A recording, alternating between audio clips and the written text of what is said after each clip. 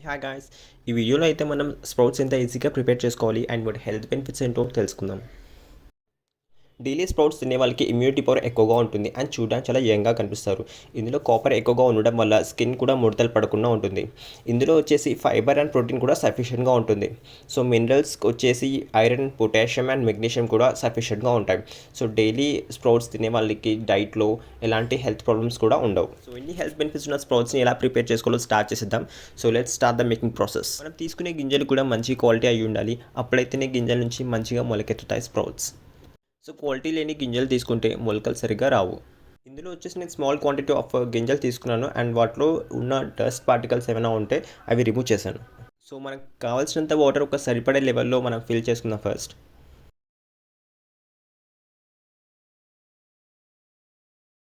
So గింజల్ని 3 to 4 times బాగా కడగాలి.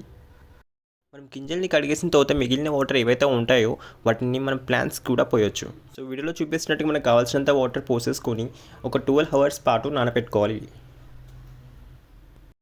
మీరు 12 hours కంటే ఎక్కువగా నానబెట్టుకుంటే గింజలు అనేవి పాడైపోతాయి. సో 12 hours తర్వాత చూస్తే గింజలు అనేవి చాలా బాగా నానిపోయి ఉన్నాయి. సో నానబెట్టుకున్న గింజల్ని 3 to 4 టైమ్స్ బాగా కడగాలి. మనం 3 to 4 టైమ్స్ వాష్ చేసిన తర్వాత మిగిలిన వాటర్ ఏవైతే ఉంటాయో అవి సైడ్కి తీసేసుకుందాం. ఏవైతే మనం ఒక 12 hours పాటు నానబెట్టుకునే గింజలు ఉన్నాయో ఒక కాటన్ క్లాత్ తీసుకొని అందులో పోసుకోవాలి. సో కాటన్ క్లాత్లో పోసుకున్న నానబెట్టుకున్న గింజల్ని గాలి తగలకుండా టైఅప్ చేసుకోవాలి. ఒక స్మాల్ కప్లో వాటర్ తీసుకొని గింజలు తడిచేలా జీలకరించుకోవాలి. సో బాక్స్ని గాలి తగిలేలా మూత పెట్టేసుకొని ఒక 24 hours పాటు చీకటి ప్లేస్లో పెట్టుకోవాలి. నేను నెక్స్ట్ డే మార్నింగ్ 12 hours తర్వాత క్లాత్ ఓపెన్ చేసి చూస్తున్నాను స్ప్రౌట్స్ బాగా వచ్చాయో లేదో.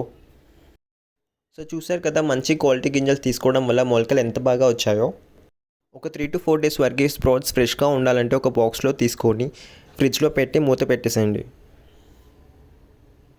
ఎలాగో వీడియో చివరి వరకు వచ్చేసాం కదా, ఇంపార్టెంట్ టిప్స్ చెప్తాను. ఒక మంచి క్వాలిటీ గింజలు మాత్రమే తీసుకోండి అండ్ 12 hours కంటే ఎక్కువగా నానబెట్టకూడదు. అండ్ ఒక డార్క్ ప్లేస్లో మాత్రమే పెట్టుకోండి సో దట్ మంచిగా గింజలు అనేవి మొలకలు ఎత్తాయి.